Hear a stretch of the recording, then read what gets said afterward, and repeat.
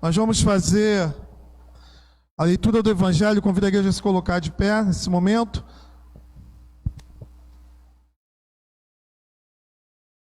Texto bem conhecido. Diz assim a palavra do Senhor. Naqueles dias foi publicado um decreto de César Augusto, convocando toda a população do império para recensear-se. O primeiro foi feito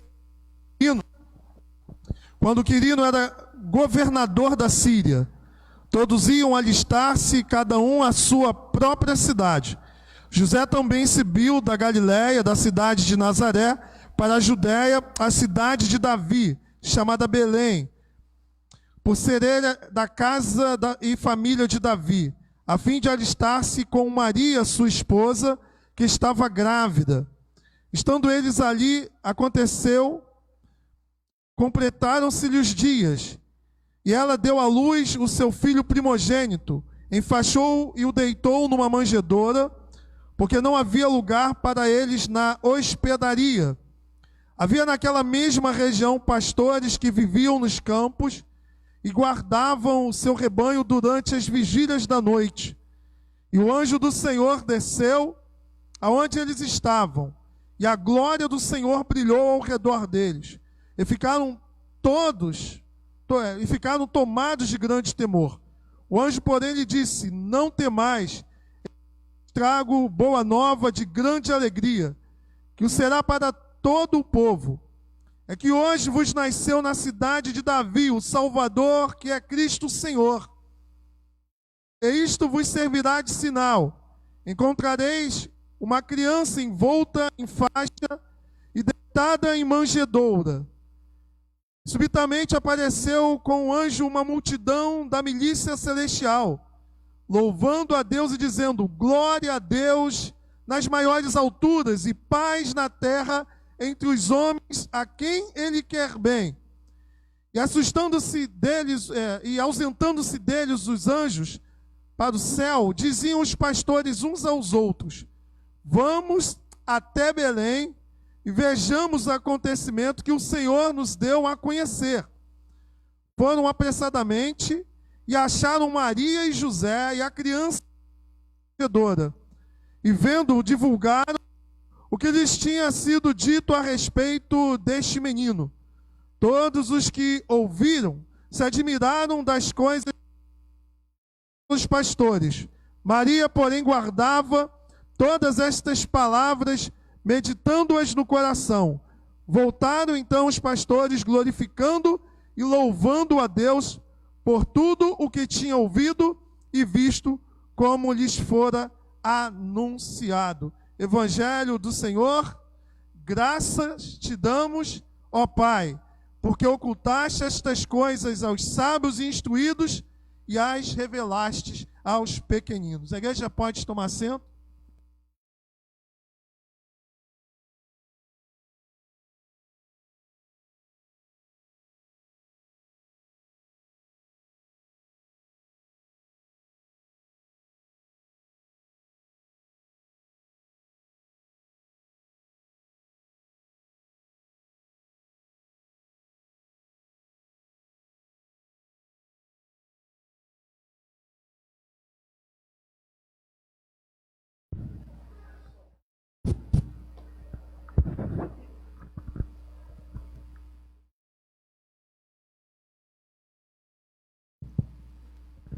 Som. O ano de 2020, sem dúvida, tem sido considerado o pior das últimas décadas. São 190.488 mortes por Covid contabilizadas no Brasil até 25 de dezembro. No mundo, as mortes chegaram a 1.754.762, 26 de dezembro. Se pensarmos o Natal apenas como uma festa cultural a ser celebrada no calendário civil, de fato, não há muito o que se comemorar. Algumas pessoas cristãs falaram: não há como comemorar o Natal diante de tanta coisa ruim que está acontecendo no cenário mundial. Tanto a questão da Covid, quanto também todas as demais crises que foram desencadeadas por causa da pandemia, como a questão da economia, como a questão da crise política, mostrando a incapacidade dos governantes de gerirem este problema que está instalado no mundo, assim como outros males que nós temos presenciado nesse ano de 2020. Se nós pensarmos o Natal como rabanadas, vinho, peru, festa, certamente muitas pessoas não vão ter nada para se comemorar devido a toda essa tragédia mundial.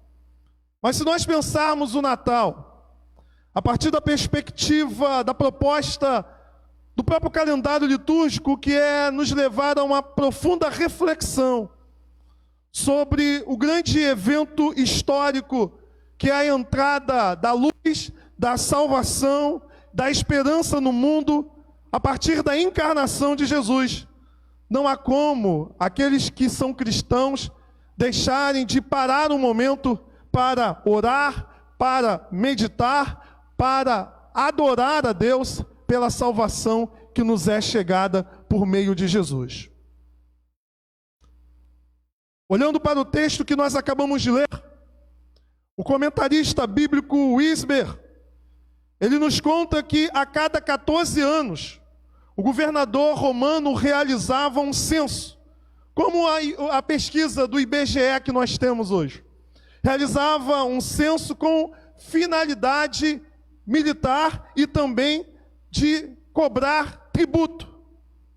Todos os homens judeus tinham que voltar à cidade dos seus antepassados para registrar o seu nome, a ocupação, a propriedade e família. Então, um edito do imperador fez com que Maria e José percorressem quase 130 quilômetros. 130 quilômetros, não de carro. E Maria grávida já no seu 9º mês. 130 quilômetros que separava Nazaré de Belém, para poder assim então cumprir um decreto do governo. O texto que nós acabamos de ler nos mostra a dificuldade do casal. Uma mulher com 9 meses, tendo que percorrer 130 quilômetros, naquelas estradas da época. O texto nos mostra que José não encontrou um lugar para que Jesus pudesse nascer. Então, um lugar não muito apropriado, mas que fora adaptado certamente com muito carinho por eles. Possivelmente uma gruta onde os animais ficavam, adaptaram a manjedoura, o local onde os animais comiam. Isso tudo se transformou assim num ambiente para acolher Jesus. O texto nos mostra os pastores recebendo a visitação dos anjos anunciando a chegada do Salvador. Depois mostra que esses anjos foram conferir aquilo que havia sido dito, ou melhor, os pastores. E depois o texto também nos mostra que Maria, diante de tudo que estava acontecendo, talvez ainda sem entender muita coisa, ela meditava e guardava no coração. E o texto também nos mostra que os pastores, ao conferirem aquilo que os anjos haviam dito acerca do nascimento de Jesus, eles foram compartilhar com outros aquilo que eles viram e também ouviram. Eu quero convidá-los nessa noite a meditarem no tema o nascimento de Jesus. E o que o nascimento de Jesus tem a nos ensinar, esse texto que nós acabamos de ler, e quais são as implicações para a nossa vida. A primeira verdade que o texto nos mostra aqui é acerca da soberania de Deus na história da humanidade. Isso você vai ver do verso 1 ao verso 7. O texto nos diz que César Augusto era o governante. Então César Augusto é ele que vai lá assinar um documento dizendo que haveria que ocorrer um censo e que por causa desse censo José teria que sair da sua cidade, andar quase 130 quilômetros para poder, assim então, cumprir uma ordem do governo. Mas com isso, César Augusto, sem perceber, ele estava cumprindo um plano eterno de Deus, pois a Bíblia dizia que Jesus Cristo tinha que nascer em Belém. César Augusto era o governante, mas era Deus que estava no controle. Reverendo Hernandes Dias Lopes vai dizer que Deus moveu todo o império para que a profecia se cumprisse. Pois morando José e Maria em Nazaré da Galileia, eles precisariam viajar para Belém, na Judéia, onde Jesus haveria de nascer. Ora, em Lucas capítulo 1, verso 38, nós vimos na semana passada, depois que o anjo Gabriel visitou Maria, e diante da palavra que o anjo deu para Maria, ela disse que se cumpra em mim a tua palavra. Com isso Maria estava dizendo que dali em diante a sua vida faria parte do cumprimento das profecias divinas. E que profecias são essas? Gênesis capítulo 3, verso 15. Quando Eva caiu lá no Éden, quando a mulher recebeu a sentença de Deus acerca do seu pecado, Deus não apenas trouxe a sentença do pecado, mas trouxe uma palavra de esperança. Ele disse que da semente da mulher haveria um que nasceria e que esmagaria a cabeça da serpente. Portanto, lá em Gênesis capítulo 3, verso 15, já encontramos o chamado proto-evangelho, já encontramos o anúncio da vinda de Jesus. Lá em Gênesis 12, 1, 3, ou Números 24, 17, a Bíblia vai nos dizer que esse Messias, ele viria da tribo de Judá.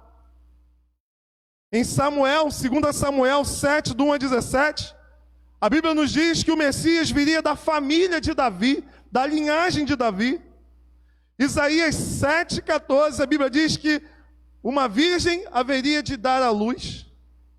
E em Miqueias, capítulo 5, verso 2, a Bíblia diz: "E tu, Belém Efratá, pequena demais para figurar como um grupo de milhares de Judá, de ti me sairá o que há de reinar em Israel, e cujas origens são desde os tempos antigos, desde os dias da eternidade."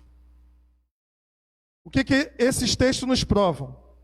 Esses textos nos provam que Deus, Ele governa a história da humanidade. Tudo acontece conforme a sua soberana vontade. Ele dirige todas as coisas para cumprir um fim que Ele mesmo estabeleceu.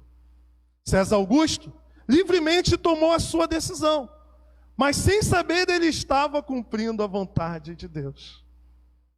Jeremias 1,12, a Bíblia vai dizer: "Porque eu velo sobre a minha palavra para cumprir." É Deus quem promete e é Deus que faz com que a promessa se cumpra.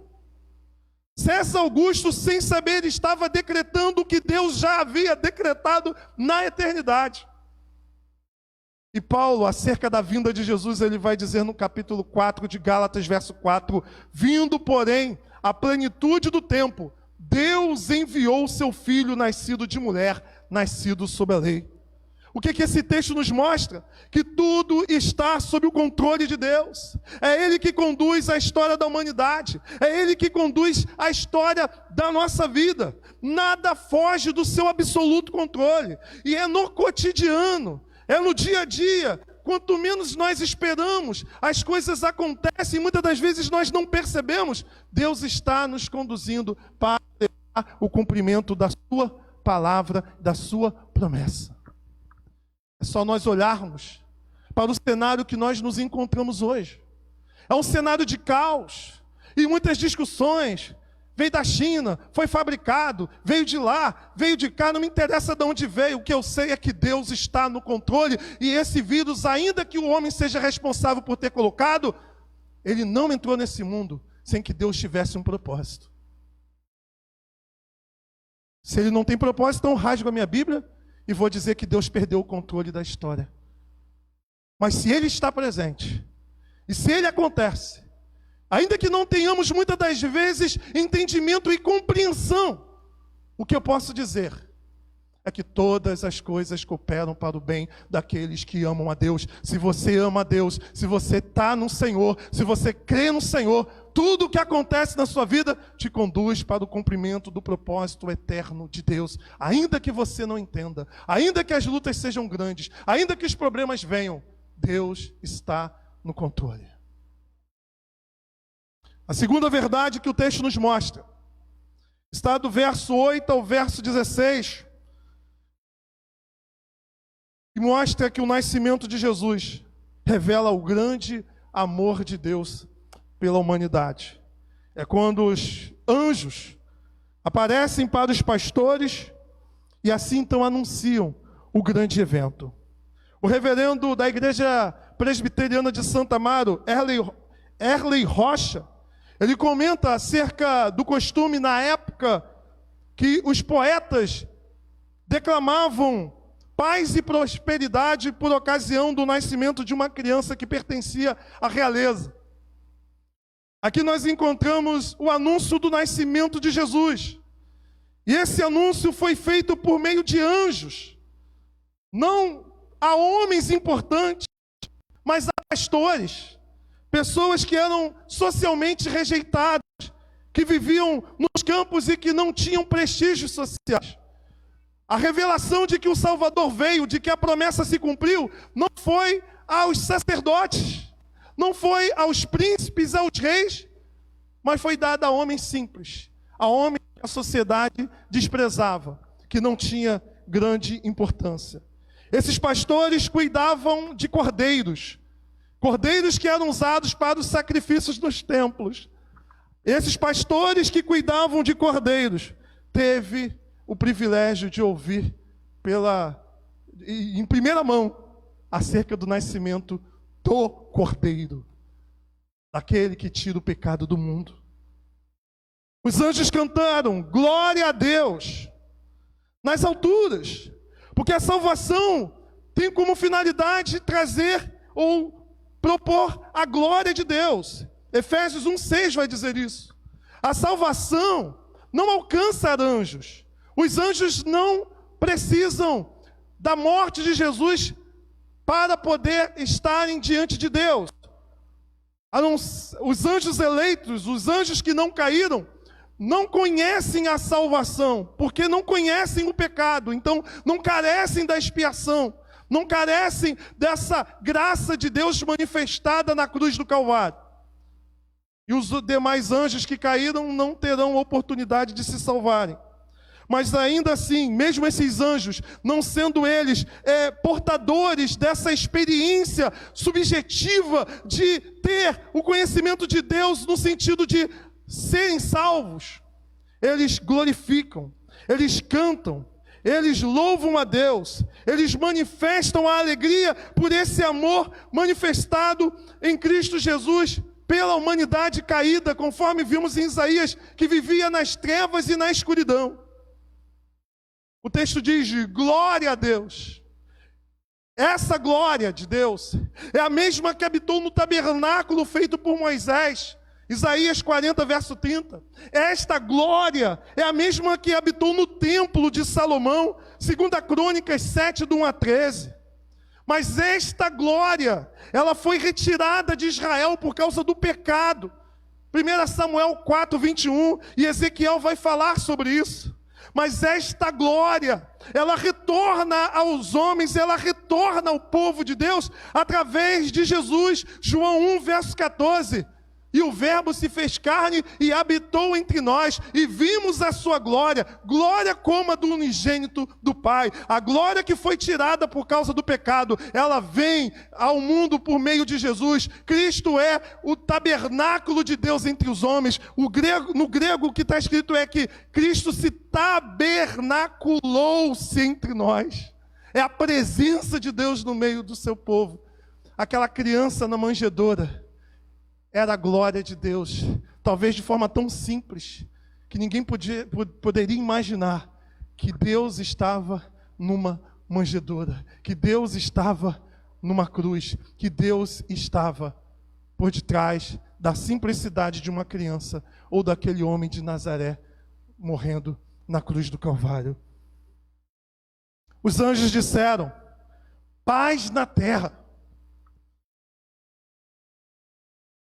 O Império Romano introduziu a chamada Pax Romana. A Pax Romana foi a paz que o Império introduziu naquele mundo antigo, minando, diminuindo, acabando praticamente com as guerras e os conflitos que existiam entre os povos. Mas essa paz que a Bíblia está nos mostrando não significa ausência de guerra. A paz que a Bíblia nos fala não tem a ver com ausência de problema, não tem a ver com a ausência de lutas, de dificuldades, ausência de enfermidade, ausência de conflitos. Não se trata dessa paz. Porque a Bíblia nos diz que no mundo nós teremos o quê? Aflições. Essa paz que o texto nos diz é aquela paz que Adão tinha antes da queda, e que por causa da queda, o homem, desde Adão, vivia e vive em guerra com Deus. O texto nos diz: paz na terra entre os homens a quem ele quer bem. Paz, que paz é essa? A paz é a amizade que é refeita com Deus por meio de Jesus Cristo.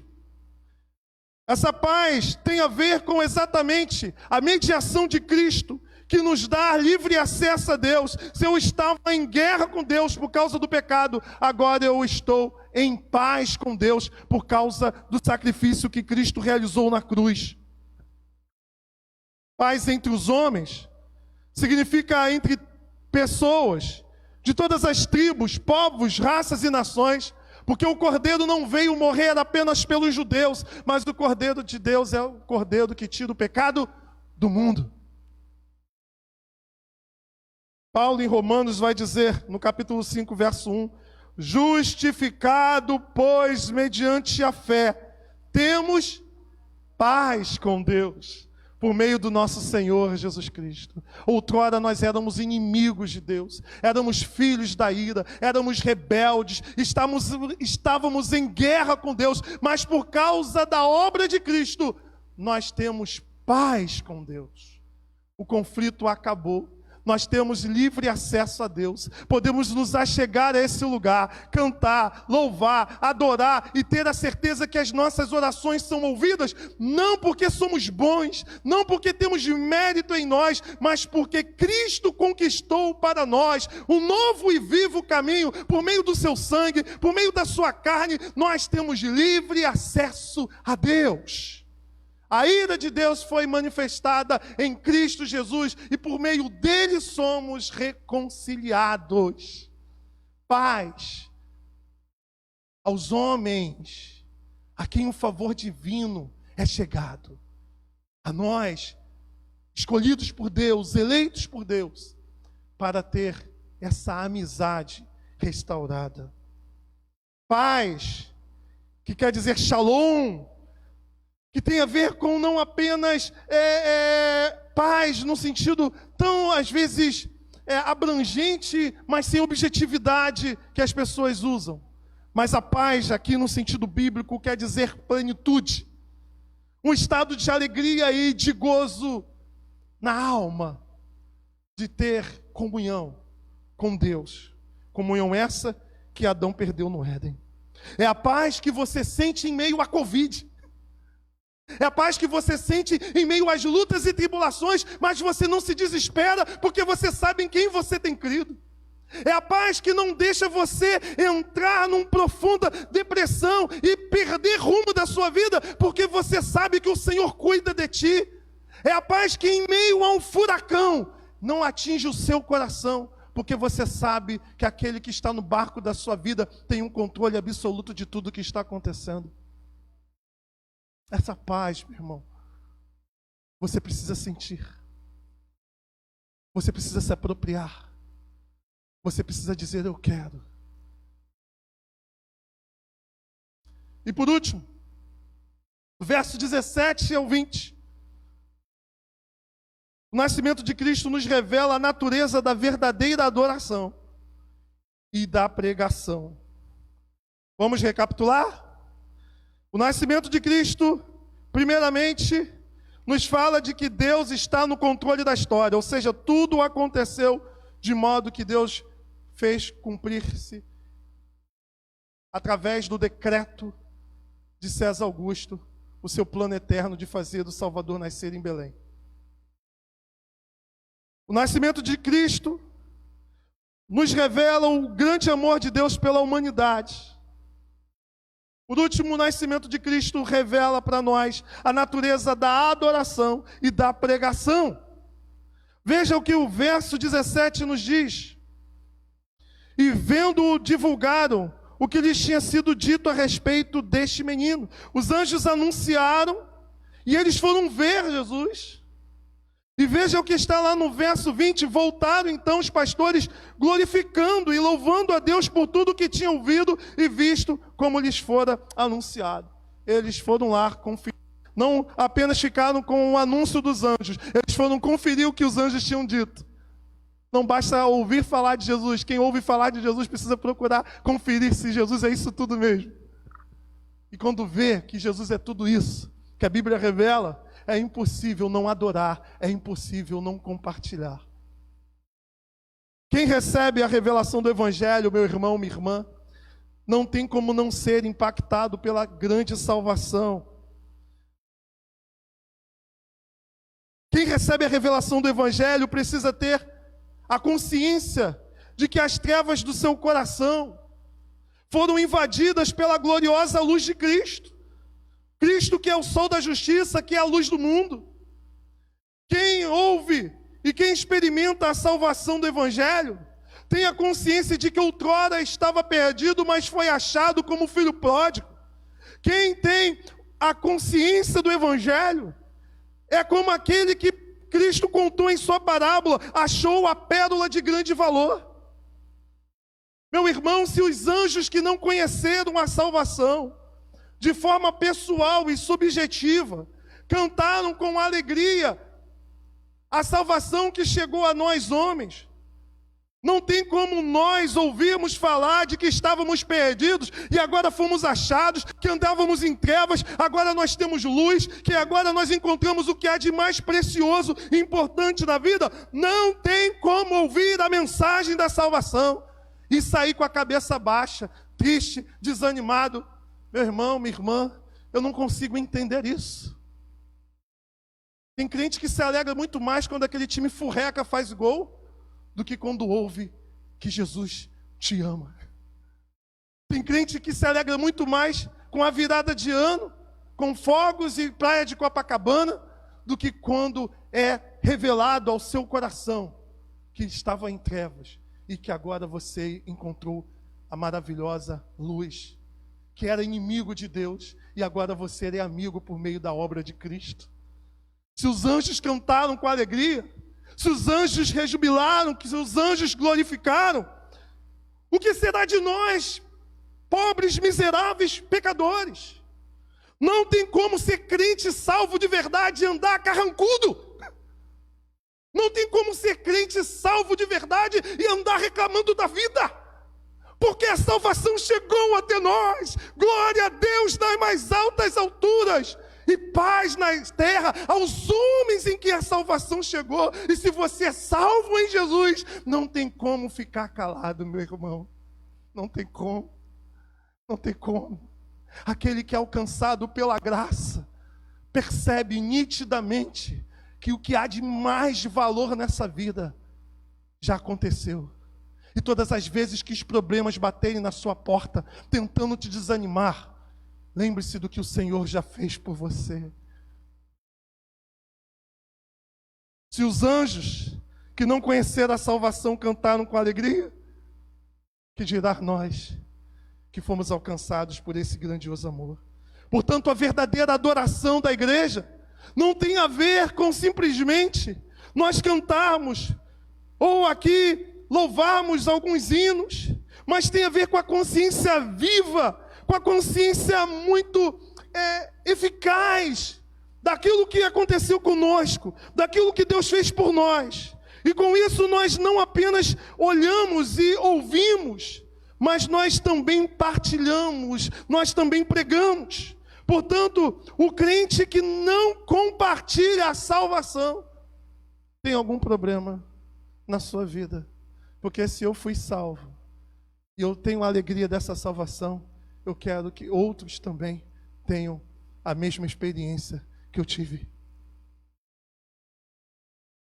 Não basta ouvir falar de Jesus, tem que buscar conhecer como os pastores buscaram. É impossível uma pessoa que tem um encontro real com Cristo, é impossível que ela não seja tomada de alegria. É impossível que não haja esse impulso no coração de compartilhar com vizinhos, com amigos, com pessoas ao seu redor, que a salvação chegou. Às vezes a gente permite que os problemas da vida nos levem a viver um cristianismo tão frágil, tão fraco, que a gente esquece daquele primeiro amor que tínhamos quando nós tivemos um encontro com Deus. Chegávamos a ser até o quê? Chatos. A gente não queria faltar uma reunião de oração. A gente pregava no trem. E eu vim do meio pentecostal, meu irmão, era monte, era oração, era a busca da presença do Senhor. E que muitas das vezes a gente permite que os problemas vão falando mais alto. E a gente vai deixando tudo isso falar mais alto do que a salvação, que é o nosso maior motivo de alegria. A alegria é uma marca daquele que teve um verdadeiro encontro com Jesus.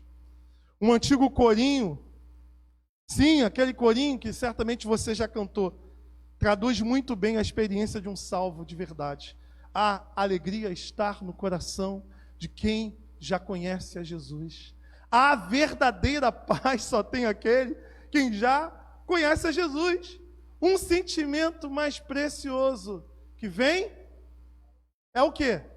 É o amor, meu irmão, que só tem quem já conhece a Jesus. Quem tem Jesus não tem falta de nada, porque o Senhor é o nosso pastor. Nada teremos falta. Quais são as implicações disso aqui? E já vou terminando. As implicações são 3. A primeira: mesmo que Jesus nasça 1000 vezes em Belém, de nada adiantará se ele não nascer em teu coração.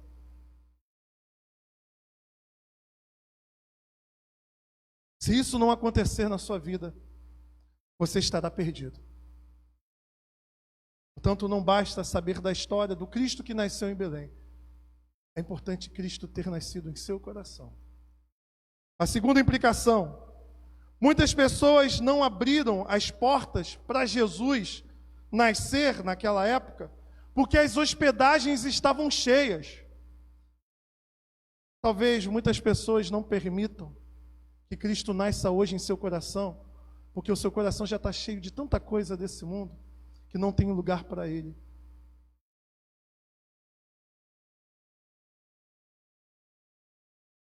E podemos concluir que sem Cristo, meu irmão, nós viveremos constantemente em guerra com Deus.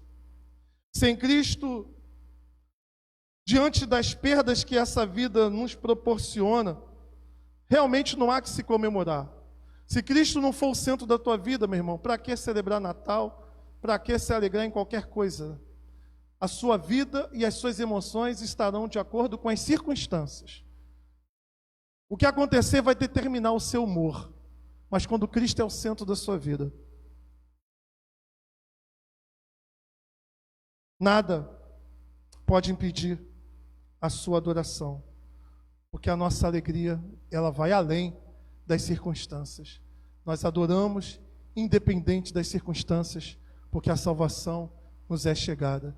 E tudo isso é o suficiente para nós. Se Cristo não for o centro da sua vida, qualquer problema será um problemão.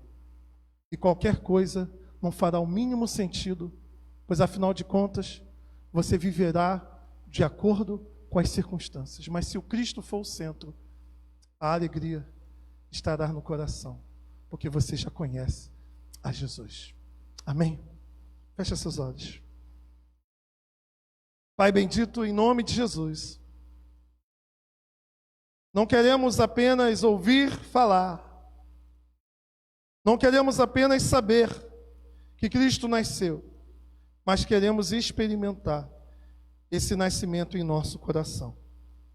Que a alegria de ter o encontro com Cristo proporcione uma vida qualitativa, uma vida que em meio às lutas e aflições venhamos a ter a certeza de que o Senhor, Ele está conosco, nos dando vitória.